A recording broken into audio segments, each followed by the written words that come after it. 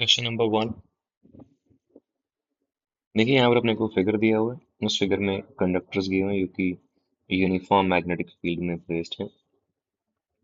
ठीक है, और directed away from the reader है, दैट मीन्स जो मैग्नेटिक फील्ड है वो इनटू द पेज है। मैग्नेटिक फील्ड स्टार्ट्स डिमिनिशिंग, मतलब ये जो मैग्नेटिक फील्ड है ये डिक्रीजिंग है। तो देखिए, अगर किसी भी इलाके में into the page field decreasing होगा तो जो इंड्यूस्ड चीजें होंगी, अब देखिए इनसाइड द पेज घट रहा है, तो इसका अपने को ऑपोजिट इफेक्ट प्रोड्यूस करना है। दैट मीन्स इंडक्शन कैसे होगी कि अंदर जाता हुआ फील्ड बढ़ाया जा रहा होगा, और अंदर अगर बढ़ाया जा रहा है फील्ड तो उसका मतलब है करंट को इस तरीके से इंड्यूस होना होगा। ये हम सब कुछ लेंजेस लॉ से बता सकते हैं ना, कि जो आपका इफेक्ट है, सॉरी, जो आपका कॉज है वो था कि मैग्नेटिक फील्ड घट रहा है, दैट इज कॉज। उसको जो इफेक्ट आएगा जो कि ऑपोजिट होना चाहिए वो जाएगा कि जी मैग्नेटिक फील्ड को बढ़ाना शुरू कर देंगे, उसके लिए क्लॉकवाइज करंट की रिक्वायरमेंट थी।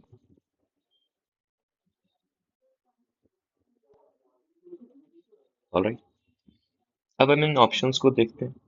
ऑप्शंस में क्या दिया हुआ है कि जैसे देखिए, ये एक एरिया हो गया, जैसे आपको लेबल करके दिखाता हूँ।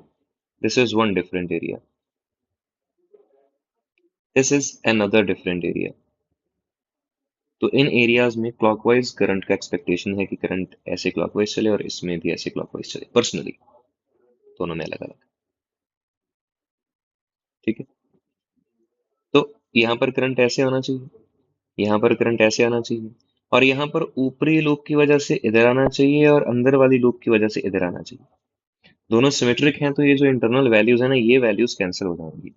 तो आपका जो फाइनल आंसर इस केस में निकल के आएगा वो ये निकल के आएगा कि ये जो लूप है उसमें बाहर बाहर तो करंट ऐसे पाया गया, और जो इनर वायर है उसमें करंट नहीं पाया जाएगा due to the cancellation effect of direction. ये आपका आंसर है। राइट, सेकेंड केस में जो एरियाज हैं वो ऐसे हैं। एक बिगर लूप है, आप मान के चलें कि ये बिगर एरिया है, पिंक वाला आउटर लूप।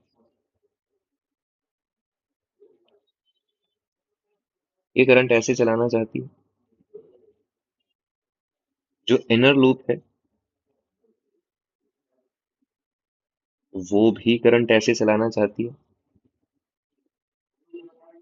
बट इसमें से जो आउटर एरिया है वो बड़ा था, तो आउटर डायरेक्शन जो है वो डोमिनेट करेगी बिगर एरिया वाली, उसके हिसाब से करंट चलेंगे। दैट मीन्स अगर ये डोमिनेट करता है तो फाइनल करंट यहाँ पर ऐसे, ऐसे, फिर यहाँ से मुड़ेगा, फिर ऐसे आएगा, ऐसे आएगा, ऐसे, लाइक दिस, ये करंट की फाइनल डायरेक्शंस बन जाएंगी।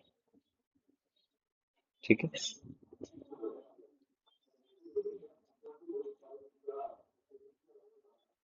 इन सिमिलर मैनर पहले हम डी देख लेते हैं। तो डी में जो बिगर एरिया है वो ये वाला है जो डोमिनेट करेगा। दूसरा एरिया वैसे भी स्मॉलर है, वो डोमिनेट नहीं कर पाएगा। इसका मतलब है ये अगर काउंटर, सॉरी, क्लॉकवाइज चलाना चाहता है तो ये करंट ऐसे जाएगा, फिर ये वायर जंप करती है तो ये करंट ऐसे गया होगा, ऐसे लौटा होगा, या ऐसे ऐसे इधर गया होगा, लाइक दिस। ये आपका करंट है। की थीम इसमें क्या है कि जो बिगर एरियाज हैं वो डोमिनेट करते हैं और उनकी चॉइस के हिसाब से करंट चलता है। सी वाले पार्ट में देखिए क्या सेटअप बन रहा है कि ना, आप इसे ऐसे मान के चलें कि जैसे ये एक लूप है और उसके अंदर एक लूप और ये वायर से कनेक्टेड है। देखिए these are two independent circuits. अगर मैं इस बड़े वाले बंदे को ऐसा मान लेता हूँ और इस अंदर वाली चीज को मैं इमेजिन करूँ कि ये ऐसे वायर से कनेक्टेड था और ये ऐसे पड़ा हुआ था, देखिए one and the same thing है। तो हम करंट इलेक्ट्रिसिटी चैप्टर में वैसे भी देख के आए हैं कि इस वायर में तो करंट चल भी नहीं सकता। जंक्शन रूल से देखिए, अगर कुछ भी करंट यहाँ आता तो वो इस सर्कल में घूमता तो उसे उतना ही आगे भी जाना पड़ता, तो इसका मतलब है इस वायर के थ्रू तो करंट पॉसिबल है ही नहीं। ऑलराइट है, मतलब इस वायर का वहां होना या ना होना मायने नहीं रखता। ऑलराइट है, दैट मीन्स अभी ये दोनों लूप्स इंडिपेंडेंट हो गई हैं, अपने अपने हिसाब से जो ये करना चाहेंगे कर सकती हैं। तो बाहरी लूप और अंदरूनी लूप दोनों क्लॉकवाइज ही चलाना चाहते तो दोनों क्लॉकवाइज चला सकते हैं, बिकॉज बीच में जो वायर है वो बेसिकली करंट कैरी नहीं करती, which makes the two loops independent. Alright है, तो इसमें आंसर आ जाएगा कि दोनों में क्लॉकवाइज करंट ही चलेगा और यहाँ जो बीच में कनेक्टर है उसमें कोई भी करंट नहीं होगा।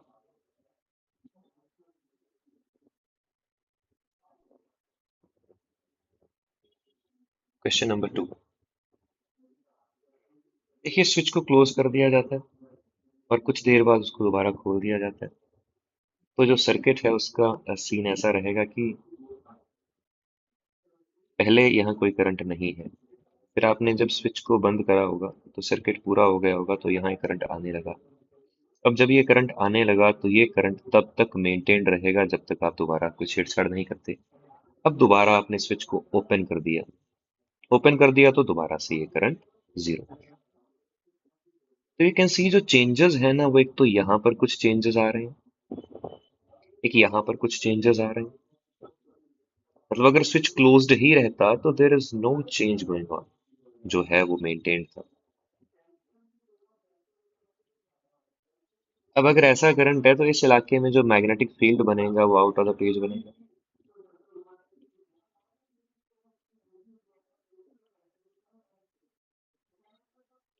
अब देखिए, यहाँ पर एक लूप थी जिसमें पहले कोई भी फ्लक्स नहीं है। उसके बाद एकदम से पता चलता है कि स्विच बंद हो गया है, करंट आ गया है, तो करंट ने कुछ मैग्नेटिक फील्ड बना दिया। तो इस कॉइल को ऐसा लगता कि बाहर को बनने वाला मैग्नेटिक फील्ड आ गया है, तो इसका ऑपोजिट इफेक्ट प्रोड्यूस करना होगा। तो इसका मतलब है बाहर जाते हुए मैग्नेटिक फील्ड को डिक्रीज करना होगा। और बाहर जाते मैग्नेटिक फील्ड को डिक्रीज कैसे कर सकते हैं कि हम अंदर को जाता हुआ मैग्नेटिक फील्ड क्रिएट कर देंगे।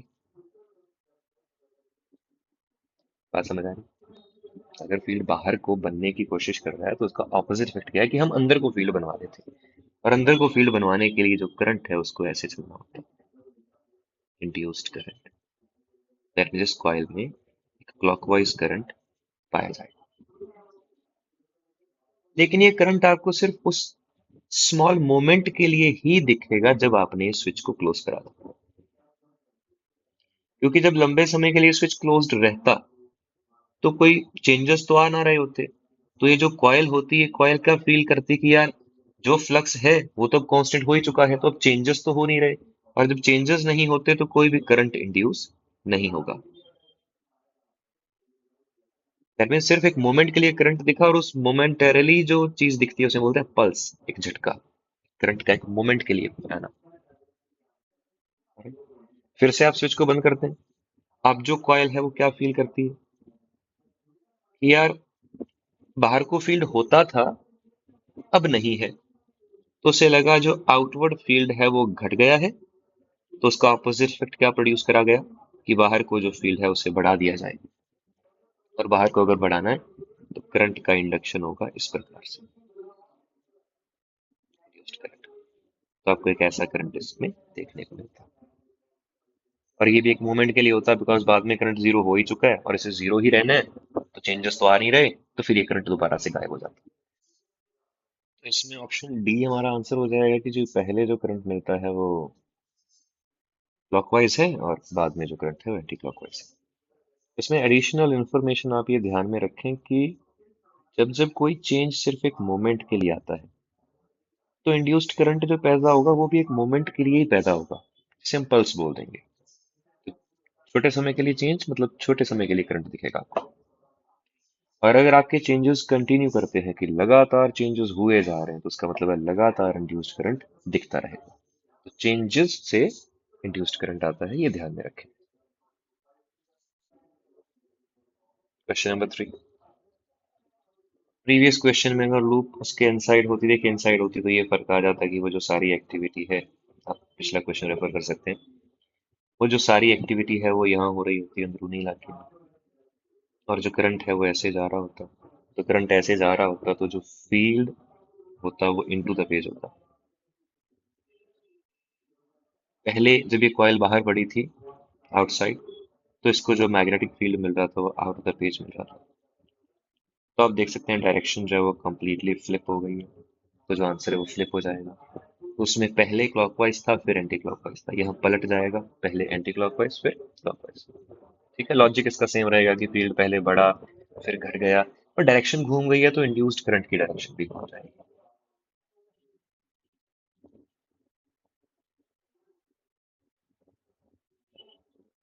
Question number 4।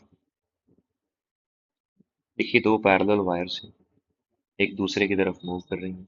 इसमें कांस्टेंट करंट चल रहा है। हमें बताना है दूसरी वायर में इंड्यूस्ड करंट कैसा होगा। तो देखिए, अगर आप इसको पास मूव कराते हैं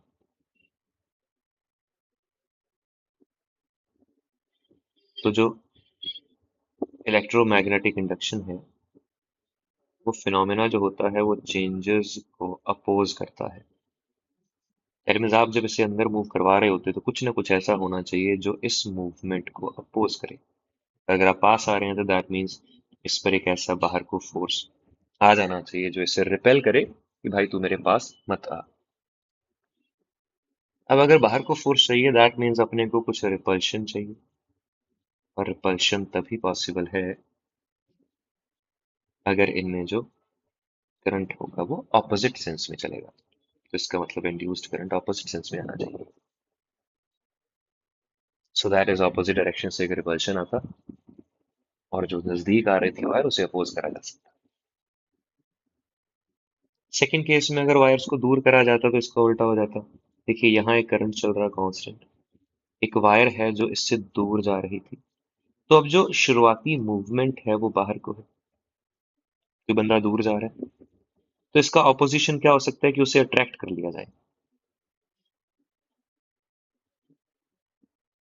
और अट्रैक्टिव फोर्स तभी पॉसिबल है अगर दोनों में करंट सेम डायरेक्शन में चलेगा। तो हमारा आंसर आ चुका है जी। फर्स्ट केस में अपोजिट करंट, और सेकंड केस में सेम डायरेक्शन में करंट आ जाए।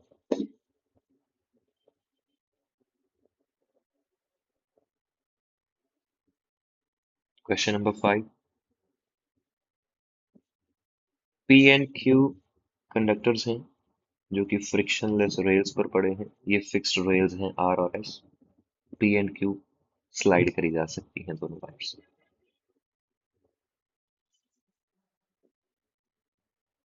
ऑलराइट।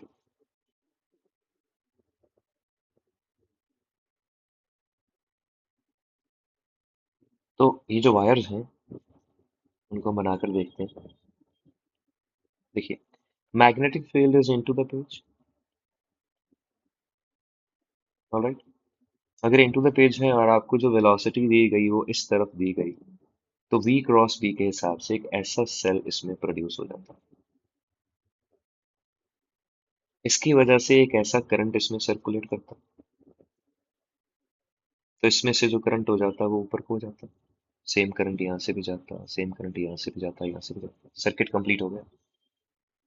अब अगर हम इंडिविजुअली इस वायर को देखते हैं तो ये क्या हो गया, इसमें करंट ऊपर को मिल गया है और magnetic field is into the page. तो एक करंट कैरिंग वायर पर फोर्स लगता है।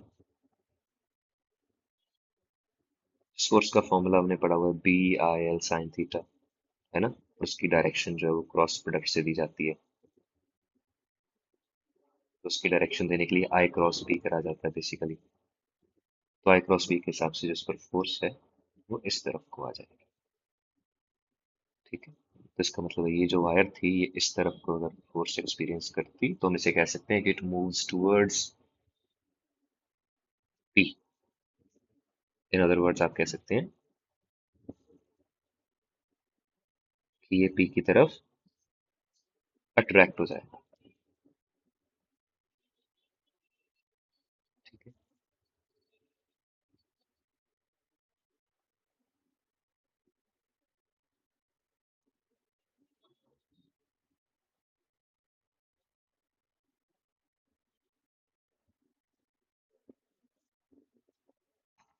Question number 6। There is a ring और मैग्नेट है उसके नियर। तो अपने को बोला गया कि एक्सिस के ऊपर चलेगा and it passes through the ring. Passes through the ring का मतलब है कि रिंग को क्रॉस कर जाएगा। ठीक है। तो इसमें जो भी आपका एक्टिविटी हो रही होती है ना, जो ईएमआई का प्रोसेस है वो उसे अपोज करता है। EMI opposes the causes. That means इस मैग्नेट का आपके पास आना एक एक्टिविटी थी। ठीक है जी, ये आपके नियर आ रहा है। इस नियर आने के प्रोसेस को अगर आप अपोज करना चाहते हैं तो आप इसे रिपेल कर सकते थे। अगर आप इसे रिपेल करना चाहते हैं तो आपको इस तरफ एक नॉर्थ बनाना होगा, इस तरफ एक साउथ बनाना होगा। जब ये मैग्नेट रिंग को क्रॉस कर जाएगा, अब सोचिए जो मैग्नेट है वो इस तरफ जा चुका है, यहाँ इसका साउथ है और ये आपसे फार जा रहा है। अब आप इस फार जाने वाली एक्टिविटी को अपोज करना चाहते हैं, तो आप इसे कहेंगे नहीं भाई तू दूर मत जा, तू अट्रैक्ट हो जा मेरी तरफ। देखिए ये भी तो ऑपोजिट हुआ। इसे अट्रैक्ट करना है तो आपको इधर नॉर्थ बनाना होगा, इधर एक साउथ बनाना होगा। That is the point. तो ईएमआई कॉजेस को अपोज करता है, तो जो नजदीक आता है आप उसे नजदीक आने से मना करते हैं। अगर कोई दूर जा रहा है तो आप उसे कहते हैं भाई दूर भी नहीं जाना, तू मेरे नजदीक आ जा। तो what ever is going on आप उसे अपोज करना चाहते हो, चेंजेस को। तो ऑप्शन हम देख सकते हैं क्या बन जाएगा। ये देख लेते हैं। When the magnet goes towards the ring, face B becomes the south. No, no, no. Face B becomes north. When the magnet goes away from the ring, face B becomes north. जब away जा रहा है तो face B south बना हुआ है। गलत हो गया। When magnet goes away from the ring, the face A becomes north. Yes, that is correct. C option आपका correct option है।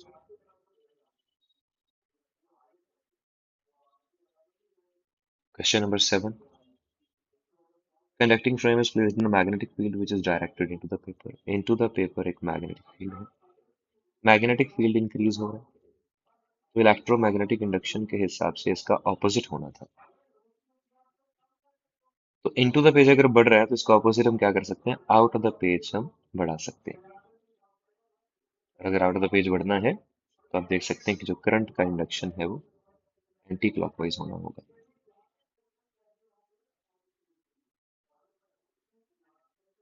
तो यहाँ दो ट्रायंगुलर लूप्स आप देख सकते हैं कैसे बनी हुई है, कैसे बनी हुई है। मैं पहले सेपरेटली बना के दिखा रहा हूँ आपको। तो अकॉर्डिंग टू द फिनोमेना इसको भी करंट ऐसे चाहिए, इसको भी करंट ऐसे चाहिए।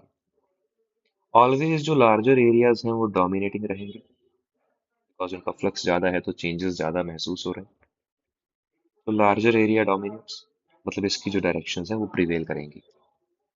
और ये चाहता है कि यहाँ ऐसा करंट हो, यहाँ ऐसा हो, यहाँ ऐसा हो। मीन्स यहाँ पर ऐसा हो, फिर इस वायर के थ्रू ऐसे जाए, ऐसे जाए। अब देखिए इसे कंटिन्यूड रहना है करंट को, बिकॉज दोनों लूप्स तो कनेक्टेड है। तो ये करंट ऐसे आएगा, फिर ये जंप करके इस वायर के थ्रू ऐसे जाएगा, फिर ऊपर, फिर यहाँ से लौटेगा और यहाँ से जंप करके फिर इधर को चला जाएगा। This is the current diagram. A B में हम देख सकते हैं B to A, C D में हम देख सकते हैं डी टू सी। तो ऑप्शन हो जाएगी इससे बनती ए।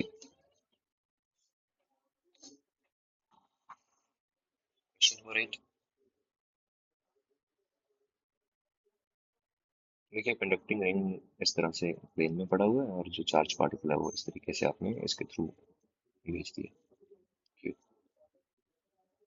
ऑलराइट। तो अगर हम देखते हैं कि magnetic field due to moving charge,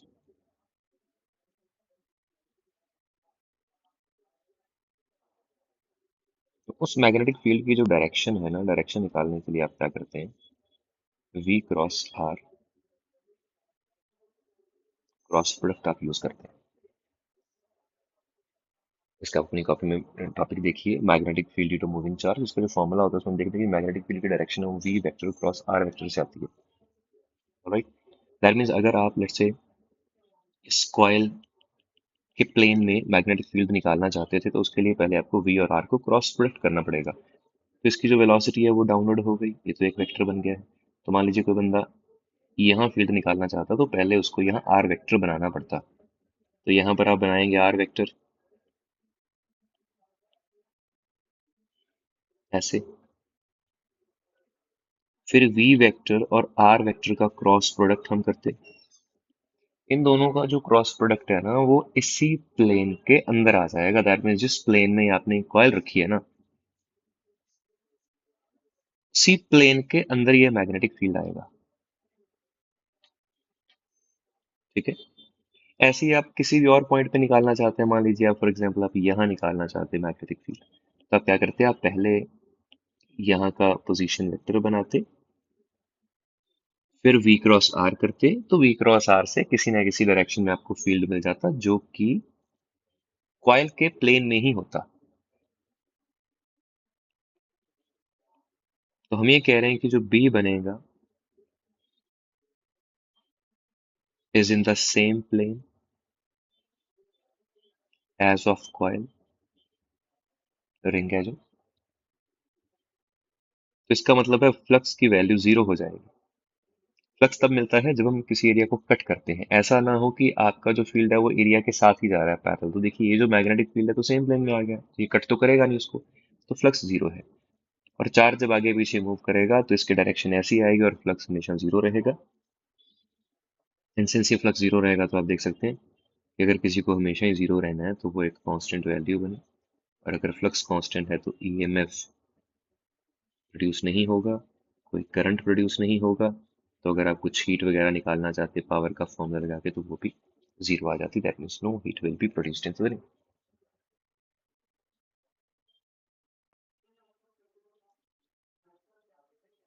question number 9, infinitely long cylindrical rod is kept along the z-axis.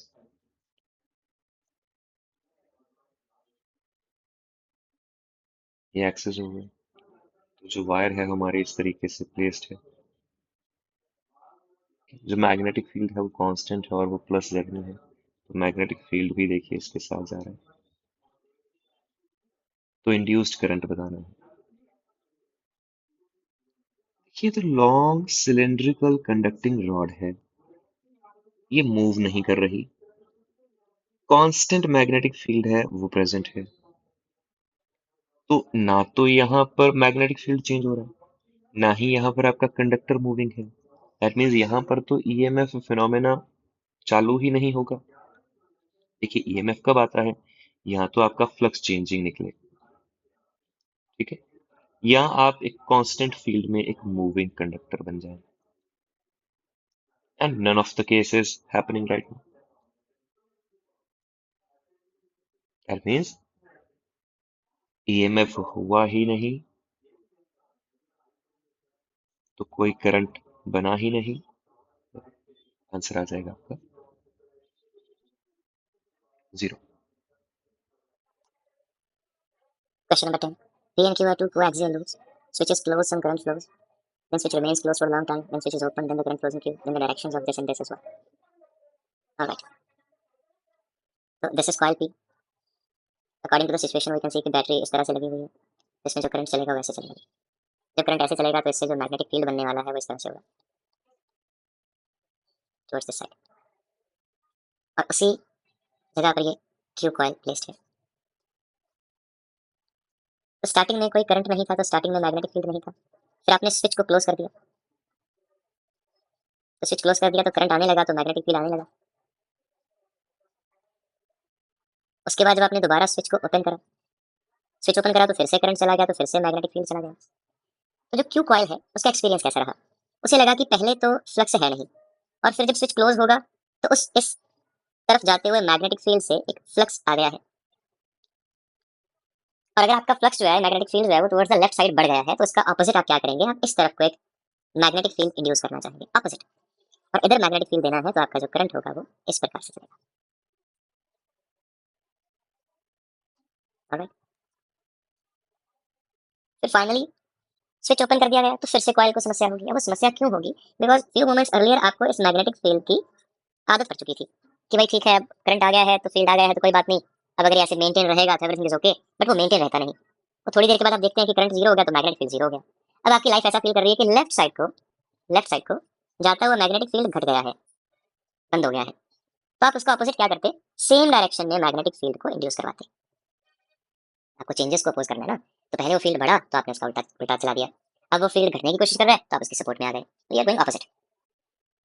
और अगर इधर मैग्नेटिक फील्ड बनाना है, तो जो क्यू कॉइल है उसमें जो करंट है वो इस तरह से आएगा।